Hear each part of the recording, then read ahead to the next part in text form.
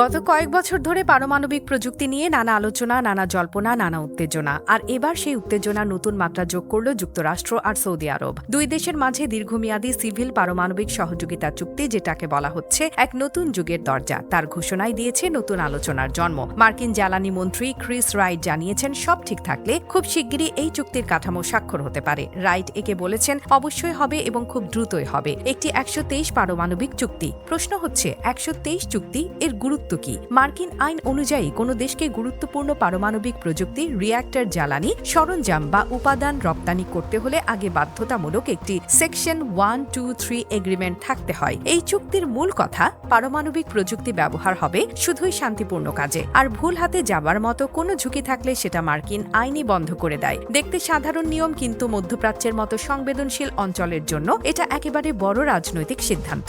Saudi আরব কি শর্তগুলো মেনে নিতে রাজি? এখানেই আলোচনার জটিলতা। রয়টার্স জানিয়েছে, রিয়াদ এখনও সব শর্তে পুরোপুরি রাজি নয়, বিশেষ করে যে দুটি শর্ত নিয়ে সবচেয়ে বেশি বিতর্ক। দেশের ভেতর ইউরেনিয়াম সমৃদ্ধকরণ নিষেধাজ্ঞা, কোনো সামরিক প্রয়োগের সুযোগ পুরোপুরি বন্ধ রাখা। মার্কিন পক্ষ চাইছে এই দুই শর্ত থাকবে কঠোরভাবে। অন্যদিকে সৌদি আরব বলছে তারা শর্তগুলো বিবেচনা করছে, কিন্তু এখনও চূড়ান্ত সিদ্ধান্ত হয়নি। রিয়াদের লক্ষ্য কি? সৌদি ভিশন 2030 এর বড় অংশ হল পারমাণবিক শক্তি ব্যবহার করে জ্বালানির উৎস বৈচিত্র্য করা, জীবাশ্ম জ্বালানির উপর নির্ভরতা কমানো এবং কম কার্বন নির্গমনের দিকে এগোনো। তাদের লক্ষ্য ভবিষ্যতের শক্তি নিরাপত্তা। আর যুক্তরাষ্ট্রের লক্ষ্য বাণিজ্যিক সুযোগের পাশাপাশি মধ্যপ্রাচ্যে কৌশলগত প্রভাব ধরে রাখা। দুই পক্ষের পরিকল্পনা যেন একই পথে এসে মিলে যাচ্ছে। চুক্তি হলে কি বদলাবে? যদি এই চুক্তি সত্যিই স্বাক্ষর হয়, মধ্যপ্রাচ্যের রাজনীতি, নিরাপত্তা এবং শক্তি বাজার সব ক্ষেত্রেই বড় ধরনের পরিবর্তন আসতে পারে। সৌদি যুক্তরাষ্ট্রের ঘনিষ্ঠ প্রযুক্তিগত সহযোগী পাবে। ইরান সৌদি প্রতিযোগিতায় নতুন মাত্রা যোগ হতে পারে। আর যুক্তরাষ্ট্র ফিরে পেতে পারে মধ্যপ্রাচ্যে একটি শক্তিশালী কৌশলগত অবস্থান।